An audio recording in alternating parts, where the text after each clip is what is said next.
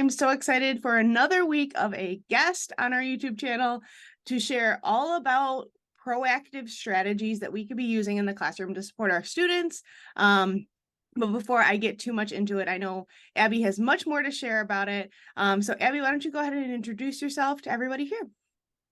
Hi, yeah, thanks for having me. So my name's Abby. I am the face of Mrs. Mo's Modifications. Currently, I am a behavior specialist in my district. I just love all things behavior, which I know is not everyone's jam, but it is mine. I had the world's toughest class, I want to say, at least in my world, years ago. And it made me go back to school because I was like, there has to be more out there than what I learned in my college education. So I went back and I became a BCBA, and now I am applying some of that knowledge into the classroom, and it's just been really rewarding. So what energizes you about education or special education in general? Well, I love seeing the progress. I know that with our students, sometimes it might be slow and steady, but that any little bit of progress is so rewarding for me. And now in my role as a behavior specialist, I work with the toughest kids, but I work with a lot of adults, and that has been incredibly rewarding to challenge some adults' thinking to help them learn a lot about behavior. I heard recently a statistic that there's a 60-year knowledge gap between the research of behavior and what's actually happening in schools.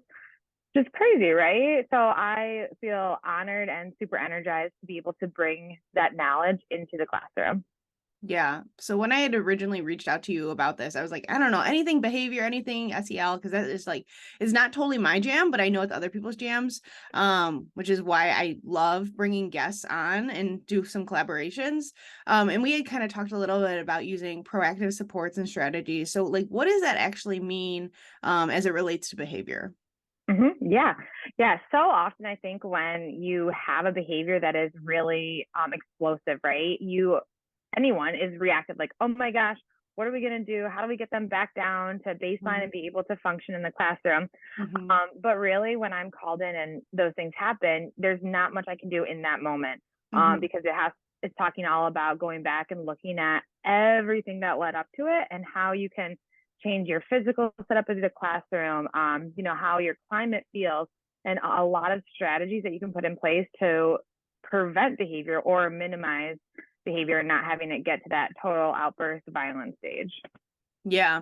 So what would you say would be like 5 things that teachers could do like right now? Like I know you'd said environment, but is there something, say, maybe they're watching this during the school year. I know this is coming out in the summer, but and they see like, oh my God, I am so reactive with this student. Like, what do you suggest that they could try proactively? Yeah. So I think, so I'm going to talk about a lot of visuals and I'll give some specifics. So the top one I think is a visual schedule. So whether you are working with a student, a lot of times it's our students who have a diagnosis of autism, we know that they need a visual schedule. But it's not even just them, it's our kids with trauma who their life is so chaotic, they don't know what's coming next. They can benefit from that. And I would even venture to say that almost all teachers have a visual schedule with their lesson plan. Yeah, you're shaking your head. You're like, yeah. So us as neurotypical adults, we have these visual schedules, and that is something that's really important to have with the students. And not even just having it. A lot of the times I see it's like, oh, yep, I have it, but really getting them to engage in it with it and own it. So that's like a huge piece. I think that can be tough because it takes time. So definitely the visual schedule pieces. And even I love to use real life images too. I think that can be really easier for students to understand sometimes. And then another strategy is, like you mentioned, SEL. I love teaching students proactively their calming strategies. So, and a lot in my district, we are very inclusive. So we have very few self-contained classrooms. They're all integrated. So I like to do these whole group, and I think about myself. I am and was a very anxious person, and I think if I had some of those skills growing up, I was a model student. You would have probably loved me in your classroom. But if I'd had some of those skills, I think that it would have affected my home life and my adult mental health differently. So just teaching some of those like deep breathing, There's lots of cute ones out there for kids. But what to do to kind of stay grounded. That's Mhm. super helpful. I also love to use visual cues. So often you hear adults saying the same thing over and over, and we always think of back to Charlie Brown, the teachers. They Mhm. totally tune us out, right? Like I can think of my mom used to nag me to like clean up my room, and I totally just ignored her. Mhm. And I'm not saying that just having one picture of reminding me to clean my room would have helped, but in the classroom, instead of constantly saying raise your hand, you can show a picture or point to a visual cue of even a cartoon or a clip art Mhm. raising their hand. Then, first off, it does a few things. Instead of once you say the words, they're gone, that direction is going to stay. It's right there. The kids can see it. Mhm. Instead of don't call out, it's positive. It shows them what to do. Mhm. And then a huge piece, especially if you have paraprofessionals in your classroom, is it brings the volume of the classroom down, which can be, overstimulating for students, anyways. Mhm. And then another one is really teaching the expectations. And I know that sounds so basic, but really going through and no matter what grade you're in, I think that this happens more at the kindergarten level. But to redo it and do it throughout the year and consistently. So at the beginning of the year, you're going to teach literally everything: how to go to the Mhm. bathroom, where to put your homework, how to unzip your backpack sometimes, Mhm. and really practice that, and not even just using your words, showing the students how to do that, having them practice how to do that.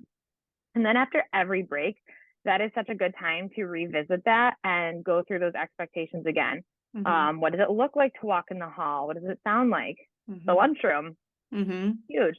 And how often do they get retaught those expectations? Probably not much, right? Mhm. um, so that is something too that I think that can really help, especially the times that you're not necessarily with the students. I think that was four. So my Yep. last one is contingency maps, and I do have some freebies for these. Like I have Awesome. for the calming breath, I can give you one, and then I have a free contingency map, and I love contingency maps.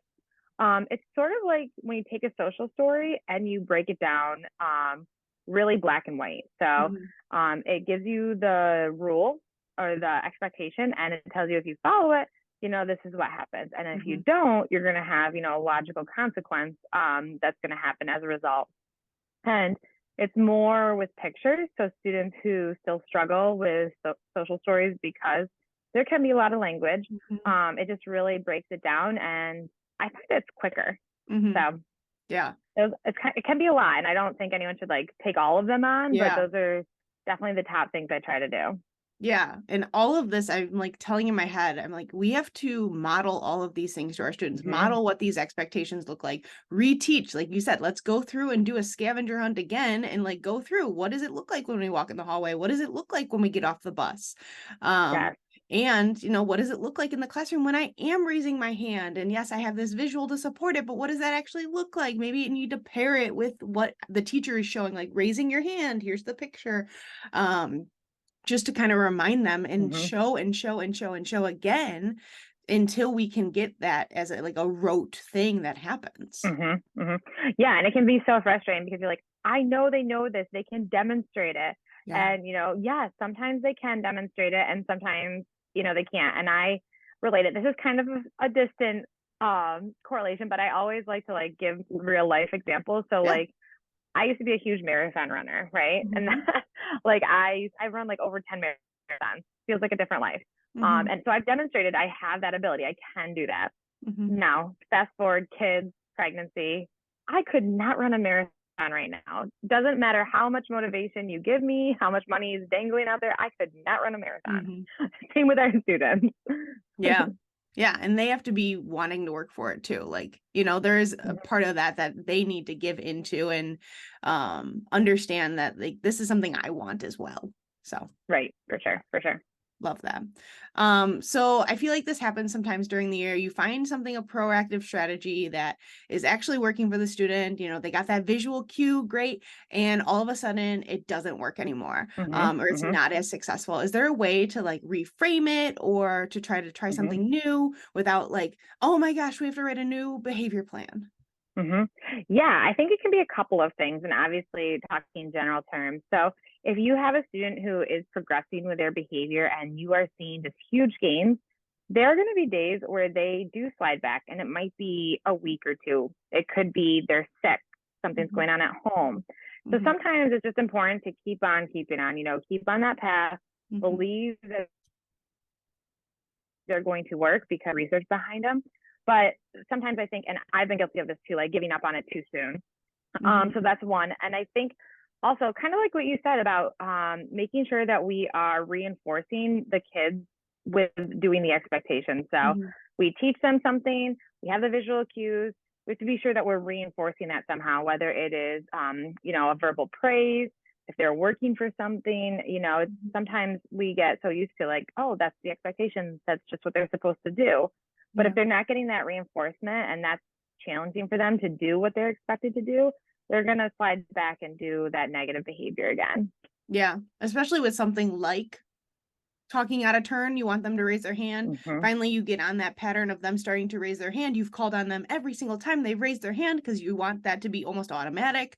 And then all of a sudden you start asking other students who are also raising their hand waiting and not asking that student for the first time like all of the time, and then there might be like, Mm-hmm. oh wait, what, this is now changed and it looks a little different. So now why am I going to raise my hand again? So I've seen Mm-hmm. that Mm-hmm. so many times where it's like, yeah, Yeah. we want to praise them and give them that attention that is appropriate because you've raised your hand. I'm going to ask your question or answer your question or whatever it is.